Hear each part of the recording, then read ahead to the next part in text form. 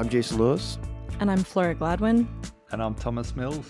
Welcome to Climate Optimists.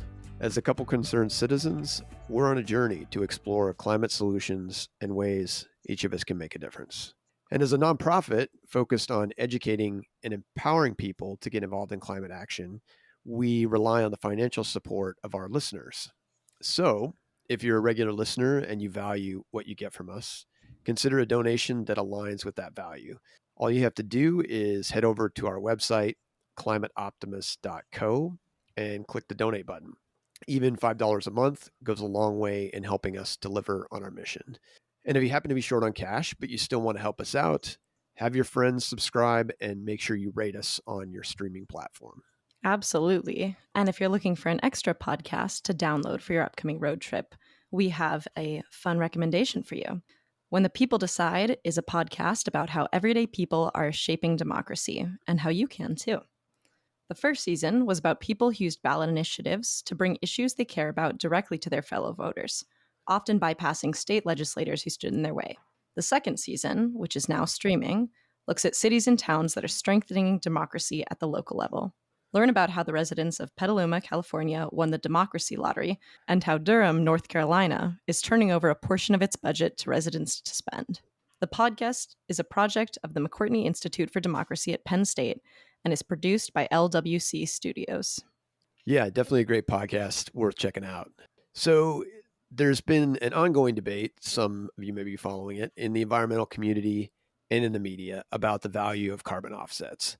Some folks will argue that they're actually worsening climate change, while others will claim that they're a critical tool. And while this debate continues, the demand for offsets is only growing. So whether a company is looking for a climate solution, or in the case of our friends at, Chevron and BP, a PR solution, offsets have become increasingly attractive commodity. So in this episode, we're going to be digging into the topic and hopefully giving you a foundation to make your own decision about offsets going forward. But before we dig into offsets, let's talk about this week's reason for hope. Thanks, Jason. The US Interior Department has increased the cost of drilling oil on federal lands. And this is a sort of across-the-board increase, and some of it is quite substantial in a percentage terms. The first one, it's royalty rates. They'll increase from 12.5% to 16.7%. And I was kind of disappointed to find out that the royalty rates were so low. And the fact that these rates haven't changed since the 1920s, which is bizarre. But anyway, the other thing that will change is that the minimum bid for auctions will go from $2 an acre to $10 an acre. Massive increase there from a percentage perspective. And the other thing that's going to increase quite substantially is the bond values. So whenever a company acquires a right to go and drill oil on land, they have to pay a bond to the federal government so that if they walk away from that lease, it can be cleaned up. In the past, for a typical 2,500 acre plot, they would pay a bond rate of $10,000, which is frankly a joke. That has now been increased to $150,000, crazy. Which still in my mind is a joke. Yeah, right. But anyway, so there's about 3.5 million abandoned gas and oil wells already in the US. So, hopefully going forward, they continue to jack these prices, but this is at least a start. Yeah, I was excited to see it, and I don't know. I think it made my day to see the whining comments from the American Petroleum Institute. But it is pretty crazy when you think about the fact that we have 3.5 million of these abandoned, and a lot of them are out there leaking. So it is well past time, and it's, to your point, Thomas, it's crazy that they were this low in the first place. Yeah, definitely. So our guest today is Jenny Morgan. Jenny is the Market Development Manager for Tradewater, and in her role, she works with organizations to help achieve climate impact through the purchase of high-quality carbon offsets that reduce fugitive gas emissions. She operates under the belief that our most challenging problems cannot be solved by government and nonprofits alone. They require a collective effort. Prior to joining Tradewater, Jenny worked within the technology and hospitality sectors and has over 15 years of experience in business operations, market development, events, and community engagement. Outside of work, she enjoys spending time with her family and friends, hiking, running, swimming, and planning themed celebrations, which sounds super fun. Indeed. And Really love the fact that she believes, like us, that, solving climate change requires collective effort. So we're big fans of that too.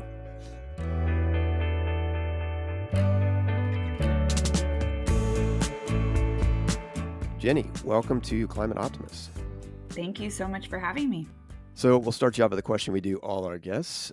When it comes to efforts to address climate change, what makes you hopeful?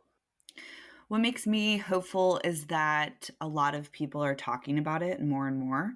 People are experiencing climate catastrophes near them, or they have loved ones that are experiencing different forms of climate change. And it's no longer a quote unquote distant issue that's separate from us. It's something that we're all experiencing on a daily basis. And because of that fact, people are turning that narrative into something really positive and looking inward and looking at their communities and seeing if there's ways that they can get more engaged. And I'm seeing that every day. Everyone's trying to figure out ways that they can implement impact with the resources that they have, whether that be time, knowledge, sharing, amplification, things like that. So I'm very optimistic because it's trickling outward. We're seeing a lot of people getting engaged and becoming really interested in this issue. It's incredibly interconnected and it will require everyone to participate. And so we're seeing that. Well, it's good to hear. I mean, we feel like we see the same thing on this end. And I think you make a great point, which is it's going to take everyone. I think as more people recognize that there's a place, place for them to make a difference, role to play, the better off we're all going to be. Yeah. Well, since we're talking carbon credits and offsets today, for those who might not be super familiar, at a basic level, can you kind of explain what they are and kind of how they work? Sure. So a carbon offset is basically a representation of a climate benefit. So someone did something good and it has done has X amount of good impact on the environment. So let's say it's helped destroy 100 tons of a greenhouse gas. That then is able to be purchased on the carbon market. So it's basically like somewhat like a gift card. Let's say that you have a gift card. The money has already been given to the restaurant that you've received this gift card. Now it represents the money and it represents a value to you, a dinner or a night out. And so that's similar to how the carbon market works. You're now holding a token and a representation of a climate benefit, and you can use that in various different ways. You can say, my company produces 200 tons of CO2 a day, and I have this token of 100 tons. So now I've cut my emissions, quote unquote, by 50%. And then I can work internally to cut the other 100. So you're basically trying to find ways to make amends for the emissions that we're producing through climate projects that are around the world. I like the analogy of the gift card. That's a good one. So let's talk about kind of, different types of offsets. Can you kind of walk through sort of what's out there? Yeah, there's various types of offsets that represent different climate projects, and they all have different values. So, kind of like that gift card analogy, if you have $100 at McDonald's or if you have $100 at a Michelin star restaurant, those have different values of what they're going to get you. Some are going to be, you're going to get a lot of hamburgers, or you're probably going to owe a little bit more money if you go to that Michelin star restaurant with a $100 gift card. But they all have different environmental impacts associated with them. So you may have a cook stove project, for instance. So you're transitioning someone's cooking appliances that they have in their home to something that's a bit more environmentally friendly. There is an environmental benefit associated to that climate project, but there's also an enormous social impact that's assigned to that climate project. So it's going to improve the health of the individuals that are living in this home. And so everything that's on the market and represents an offset has different variables of social and environmental impact. You could see deforestation as an offset. So you're preventing forest land from being cut down. You could see protection and restoration of wetlands. You could see direct air capture. These are all various types of offsets that are available to be purchased, meaning fund these projects through the carbon market. and they all have various pricing based on kind of how much it costs to do the work and the market value of those solutions. Right. So wide variety. And, you made me think of something as you're talking about it, which is that, one of the important pieces is this idea that the project that, you're buying that gift card from, if you will, wouldn't have sort of occurred had, that money not, flown. In other words, these are things that are acting as an offset because they wouldn't have otherwise, been out there were the money not flowing to them. Correct. So where I work, we destroy refrigerant gases. So once we destroy those refrigerant gases permanently, those credits are then put on the carbon market to be purchased. When that's purchased, the purchaser has then, funded for future work to occur. Without the carbon market, these projects would not be able to occur nor scale at the rate that they're scaling now. Right. And so you've got all sorts of different flavors. You've got some that, in addition to having a climate benefit, have sort of a social benefit. You probably have some projects that are sort of, in the long term, sort of more ironclad in terms of the benefits they're providing, compared to others. Maybe like a forest, for instance. I guess if you're protecting a stretch of forest, there's no guarantee, for instance, that, you don't have a fire or something happens where, you mentioned, destruction of refrigerants, which are, super pollutants. Obviously, once that's done, there's no risk of those going back up into the atmosphere. Yes, there's different mechanisms you can use to determine how guaranteed the work is. So, similar to financial investing, what types of financial stocks and bonds you want to participate in and support would be very similar to the carbon market. Some are a bit more risk averse than others. So, like you said, refrigerant gases, once they're destroyed, they're destroyed. The solution is permanent. But then, forest, for instance, there are acts of God that could occur that could make your investment null. That climate benefit won't occur because those trees are unable to store carbon because they were burned. So, but they still have a huge climate benefit, and we should support nature solutions. But there's kind of a give and take of how you should invest in these solutions so that you're representing a very strong and holistic pursuit to preventing catastrophic climate change. Right. That makes sense. Sort of the same premise with kind of investing, diversifying is good. When, we're talking about carbon offsets, obviously people can purchase them themselves. Who are the main buyers today, right? Are we talking about governments, corporations, individuals? I would say the largest buyers are corporations that are typically associated with the largest amount of pollution. So I have seen that there are a lot of organizations that are typically associated with being a large polluter that do purchase offsets. And so they're looking to find ways to support solutions out there. But I do see that offsets are purchased by anyone and everyone, all industries, all nonprofits, governments, individuals. Right. And that brings up another question, I guess. Some argue, or there's an argument that carbon offsets can undermine efforts to reduce emissions. I'm wondering if you can kind of explain how that, the root of that argument and what your thoughts are. Yeah, I think that the criticism of the carbon market has somewhat of a binary way of thinking when there is criticism, because there's a small percentage of all of us that have been accused of abusing the market. So, an oil and gas company may claim carbon neutrality because they've purchased an amount of offsets that have offset their business, but they've done nothing internally to change how they're going to transition to something more environmentally friendly. That one example is now clouding the entire experience of the carbon market. And it's a very blanket statement to say that the carbon market is then a license to pollute. Silvera recently did a study where they monitored 100 different companies across industries for over a decade to see if there was a difference between the 50% that purchased offsets and the 50% that did not.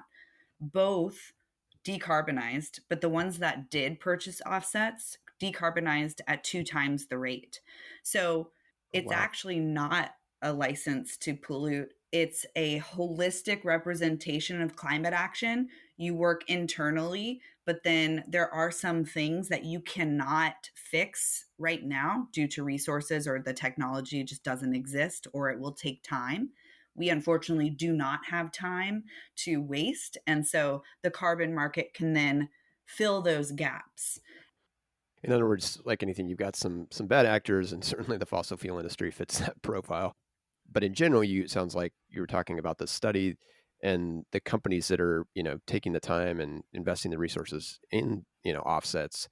It turns out are actually those who are more aggressive about reducing their emissions, which is obviously, first and foremost, right? We got to reduce and offset as well. But Yeah, progress is inspiring. And so offsets can be a tool to progress forward and be more positively impactful. And so that inspiration and that tactic can be used to then instill more change internally.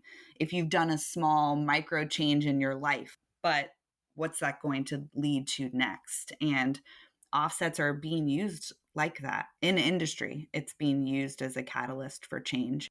so, want to make sure that we address the other critique that can be out there for those who are more familiar, which is that in the past there have been issues in some cases with, sort of overcounting or double counting of benefits associated with carbon offsets.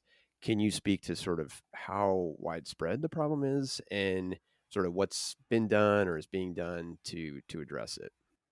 Yeah. So the carbon market is built on methodologies and standards that have been developed by the scientific community. They're also open to public comment as well. And so science is ever changing. I think that methodologies and standards will continue to evolve as we learn. Learning should be something that is celebrated. So we learn from, what we're experiencing, and then things continue to improve. I do think that there's also this methodology that's placed to just simply count impact so that it can be quantified. That can open up room for disagreements. So let's take an example of a deforestation project. So you're protecting Forest X, and that's the project that you are then supporting in the carbon market. But then we find out that Forest X, there was actually only 10% of that forest that was under threat of being logged and being cut down. But Forest X was accounted for as its entirety. And so the carbon benefit and the environmental benefit has been overcounted. That is not occurring as much as the media is stating it is, but it definitely has occurred. That's why additionality is really important to review when you're looking at an offset that you're purchasing. And my heart goes out to nature based solutions, because additionality is very difficult to prove, but it can be proven. You have to prove that you're providing an additional climate benefit. You can't just point at a tree and say, aha, this tree, climate benefit, you're welcome. It has to be a tree that was actually about to be cut down, and then now you've protected it. And so then that can then add to the benefit, the additional benefit that you've provided. And I think with the scrutiny that offsets are getting from the community, we're going to see more and more push to be as close as possible, or even undercounting to just potentially remove any sort of accusation that could occur from a project. So it sounds like things have matured. You started out with sort of best available science, if you will, and as we've gone along, we've gotten better in terms of the processes used to certify or quantify the benefits. Wondering if you could speak to, and I know some of the stuff can get technical, but what other kind of improvements are being made, you know, as the market matures to ensure robust offsets and kind of now and into the future, knowing that, we're counting on that offset when we buy it to be able to, deliver its value. I think improvements that are being made are efforts for transparency. We can see that there will be mandates that are occurring now and in the future to be more transparent in the climate efforts that you're implementing in your own business, and then what the climate projects are that you're supporting. I would also say that the credit rating groups are definitely coming out more and more. And we're seeing that you can basically score all of the different aspects of a climate project. And I know it might be kind of hard for people to kind of wrap their head around it, but wondering if you can kind of speak to how quickly the market's growing, right? I mean, carbon offsets maybe weren't a big thing, 10, 15 years ago. Now, everybody's talking about carbon offsets. What rate is sort of the market scaling up? I mean, how much work is being done out there? It's a $1 billion industry, and an enormous amount of work is being done. Where I work, we've destroyed over 6 million tons of carbon equivalent, and we're expected to destroy and prevent 22 million by 2027. And we're just one organization. You see some of those large project developers that are doing projects like this, not only preventing, but also removing. And so I see it continuing to grow. There's some solutions that require time, like nature-based solutions. So watching, ensuring that the trees you've planted actually become mature trees that are storing carbon for the foreseeable future. Direct air capture is interesting. It's, in my opinion, not scalable at this time, but it is continuing to be improved upon as time goes on and potentially more affordable to support.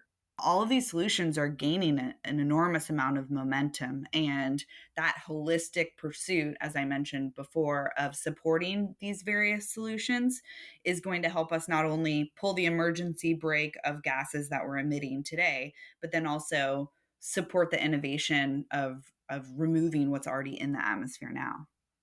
Right. And I guess that makes me think of, maybe an important distinction is that as we're talking about, carbon offset as kind of that gift card, providing climate benefit, there's different ways, that can be done. So there's direct air capture, which you mentioned, which for folks who aren't familiar, right, you're pulling CO2 literally out of the air. You've got these nature-based solutions that are doing the same, but then you've got prevention side, right? So you've got these refrigerants that you were talking about that would have otherwise made their way into the atmosphere, and so you're providing benefit by keeping that from happening, or methane, capture as well. Yeah, I like to think of climate change like a canoe that's sinking. And so there's some solutions that are plugging the holes at the bottom of the canoe to stop the water from flooding in. And then there's the solutions that are, some are throwing water out with their hands, some are using buckets, some are using teeny tiny straws. And so they all have all of these different ways of trying to just get the boat back to floating. That's another great analogy. So since we're talking, we talked about offsets, different facets. Um, you know, for people who are trying to be conscientious, they've worked to sort of reduce their own personal footprint. But there's still things you do, like maybe you go to visit family and you hop on a plane. What recommendations do you have for someone looking to purchase offsets? What are sort of the key things to keep in mind? If you're looking to purchase offsets and you want something that's going to have a high guarantee and a high impact, I would look out for permanence. So, how can you guarantee that the investment you've made will have a permanent impact? Again, difficult to prove with nature based solutions, but if there's a plan in place to try to protect said action, that's really important. So, how is this climate work going to have a permanent environmental impact on the planet? Additionality, like we mentioned earlier, how is this providing an additional benefit? Transparency, so that can be done in many ways. The more traditional way is that the climate project is listed with the various registries that go under a lot of scientific review and are highly respected.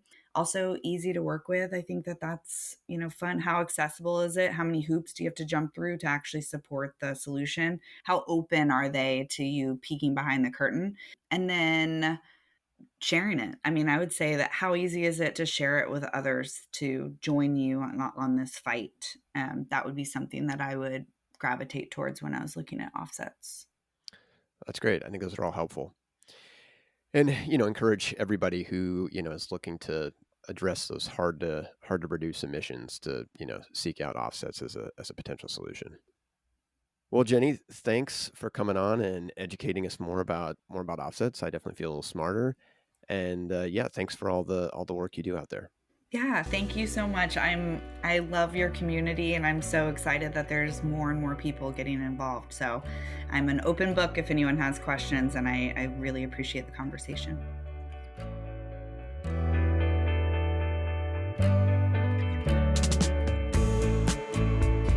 So Flora, Thomas, what did you guys think of the interview with Jenny? Oh, it was so interesting. I did, and this is a little silly, but I think I'm a really visual person, and I did keep finding myself getting a little bit stuck on the idea of all of Tradewater's projects. And, Jenny mentions a kiln, but I feel like when I was thinking about either finding and plugging wells or trying to get rid of hydrofluorocarbons, I just wasn't sure how that would manifest in an actual practical sense. Like, I guess it was hard for me to visualize how exactly that happens. So if either of you wants to speak to that, I think that could be really helpful. Go ahead, Thomas. Yeah, all right. I'll have a crack at that. So basically, what they're doing is high temperature incineration. So these hydrofluorocarbons are often relatively large and complex molecules. And if they can break them down into smaller components, then often their impact on global warming is less. Gotcha. Well, and I guess it's worth calling out for folks who may not have heard our refrigerants episode that when we're talking about these refrigerants, they have global warming potential. If carbon dioxide has a global warming potential of 1, some of these refrigerants can be in the thousands. So one molecule, one of these big molecules, as Thomas said, can make a huge difference. Yeah, and they might not get it all the way down to carbon dioxide at the end, but it would be down into a gas or some form of a gas that will be in the order of maybe between 1 and 10 global warming potential. But as Jason said, not the 2 to 4,000 that they may have been before. Yeah, and I don't know, Thomas, you might be better equipped to speak to the methane one, but I don't know what, materials they're using to plug these wells, but when the oil companies have walked away from oil and gas, a lot of times you'll have these leaks at these abandoned sites where methane is, silently leaking up into the air. And so I don't know, maybe we'll have to send Jenny a question and she can send us a more detailed write-up. I can't speak specifically to Jenny's case, but historically, when you go and pull hydrocarbons out of the ground, and the focus in the past has always been on oil, right? Because gas has only sort of come along in the last couple of decades, has been a big part of our energy mix. But when you extracted that oil from the ground, there would be lighter hydrocarbons, i.e., hydrocarbon gases that would come off with it. And in the past, they were flared, right? They would light that gas and burn it off because there was no market for it at the time. But now, like what they're focusing on is like, how do we physically cap these sites, these old leaking wells, pour concrete down them, put steel caps on them, whatever it might be, to stop those emissions entirely and trap them underground, trap that methane or propane or whatever it is underground permanently. Oh, interesting. I like to hear that, especially about the cement, because I do think that's what I was visualizing. So Yeah, I'm not as familiar with the details as well, but had the federal government had bonds on these oil companies in the first place, they would have had the money to cap these and address the problem. So as I was listening to Jenny, one of the things that stuck out to me is that in a way, when we're talking about the problems, the big issue here in many respects is the fact that you have companies, especially the oil companies, that are really trying to use this more as a PR stunt. In other words, they're going out, buying the offsets and continuing their business the way they always have. And that's obviously problematic. What these companies need to be doing is reducing their emissions first and then offsetting the balance, or, offsetting emissions as they go through reductions. So I think the key, in some respects to reducing some of the bad behavior is ensuring that these companies are making science-based climate targets. And I was looking, the UN actually has some guidance here, and they say that if a company is making a net zero pledge, that 10% or less of that can come from offsets. Yeah, I was reading an article by Bloomberg that speaks a little bit more to some of the different market changes around carbon offsets. And I thought it was really interesting that in 2022, there was a substantial drop because of, bad press, poor regulation, these companies. And, now we're seeing that number is going back up. There is a large demand for carbon offsets. And it definitely did just make me curious about, what place they're going to have in the future. I mean, do you think, and I think Jenny speaks to this a little bit too, but I do wonder, do you guys think that offsets are going to keep occupying a really important role, or? I don't know. Maybe Thomas, I'll let you go first on that one. Yeah, look, I think they're always going to have a place when we move to a direct air capture closed cycle, right? So there are going to be tasks either at very high temperatures or where we need very high energy densities. That's where the direct air capture offsets are going to play a role, where they can make synthetic fuel from carbon dioxide combined with hydrogen from electrolysis made from renewable energy. But these other more fuzzy offset programs, eventually we get to the point where we run out of land, because it's not, a lot of that is not closed loop. You've got companies like Shell and Delta Airlines like continuing to suck fossil fuels out of the ground, pump it up in the atmosphere, and then say, hey, we're going to stop this forest getting chopped down and we're going to plant another forest and call it good. I think it's worth calling out the fact that all these organizations, or the vast majority that are pursuing this work, are doing it for the right reasons, and they're wanting to have an impact. I know most of the bad press has centered around nature-based climate solutions. And while, as Jenny talked about, things can get fuzzy a little bit with being able to prove additionality, I do still think that it's important to be funneling money into ramping up these nature-based solutions. They're absolutely critical. The challenge is that, we have this situation where it's really hard on a project by project basis to prove that, if you save 100 acres, that somebody didn't just go down and cut the 100 acres that's next door, right?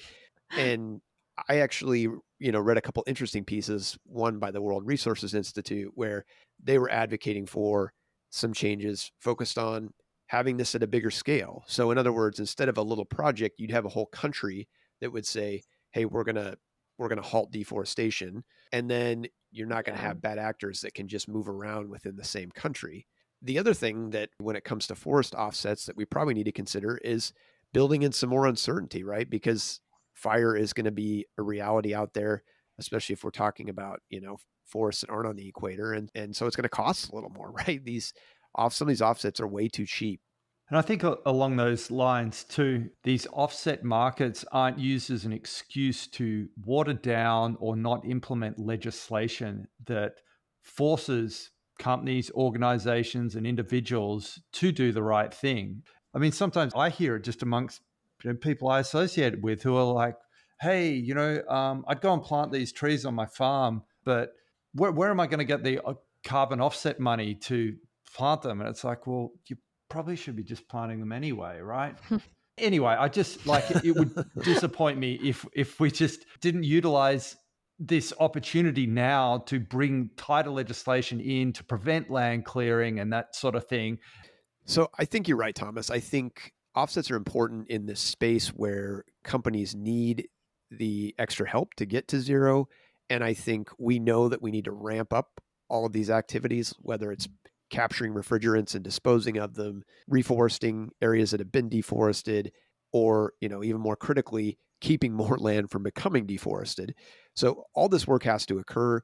Offsets are a way to get money in that direction. But deforestation went up again last year, even though countries have pledged to get to, zero deforestation by 2030. So we're not on the right trajectory. And I think this is where legislation could play a role. And we've talked about the Forest Act that's, was introduced in the last Congress and had a little bipartisan support. But having something like that, prevents importing goods from countries that actively have deforestation, that's the real kind of teeth you want, because there's economic consequences. So I guess that leads us to always the question of what can we do? And before we get to what can we do, I think we're overdue for talking about what each of us has done lately to help the climate. Thomas, you want to kick things off, get us started? Yeah, I guess at a personal level, I've been working on a few different things. I've been last couple of weekends, I've been digging a trench to lay pipe work in to get water to the trees I've been planting over the last couple of years, and I hope to put a couple more hundred in this year. And this time they'll have water, so even if that El Nino ends up occurring, they'll hopefully survive it. And then the other one is, I've been writing a few letters again. One was to the New South Wales Transport Minister to say, please implement roll-on, roll-off bicycle capacities on future trains in the state. And the other one, I've been trying to help the state opposition here in Tasmania refine their energy strategy so that they focus more on efficiency rather than just trying to make energy cheap for people, because making energy cheap does nothing to reduce emissions or create efficiency in the long term. Anyway, how about you guys? Woo! That was a great list of stuff. I mean, Yeah, I don't know if I want to really, go now. I feel know, like high level. Though he did start it off by saying he dug a trench, so maybe not too high level, you know. Well, Flora, I don't know if you're going to take, we both have shared credit in this one, but for folks who aren't aware, here in Portland, Oregon, we had our first live event, Climate Woo! Optimists did. Yeah, we did some Nice. tour of some local bike infrastructure with the goal of promoting, better infrastructure and in turn more people getting on bikes. I think we had about 30 letters signed to give to the city council here. So yeah, great progress. Oh yeah, definitely. Yeah, the event was great. The organization Bike Loud, which conducts all these really great biking events in Portland, came. Yeah, I thought it was a great first event and definitely excited to do more. So let's get around to what all of you can do that are listening to today's podcast. We have two options we're putting forth. No pressure. The first is we'd like you to tell your representative to pass the Forests Act, spelled just like it sounds. And again, that act will help basically prevent commodities coming in from countries where there are issues like deforestation. Yeah, and we've had this one on our call to action list before, so if you have not sent an email yet, this is your time. Great point, Flora. Yes. If you've heard about the Forest Act before, time to send that email, that quick note. Promise it won't take you more than 5 minutes. And you know what? These things do matter. So second option we have is when you are buying offsets, and I believe if you're going to, be flying in the world, you really should make sure that you buy twice what you need and only buy from reputable sources.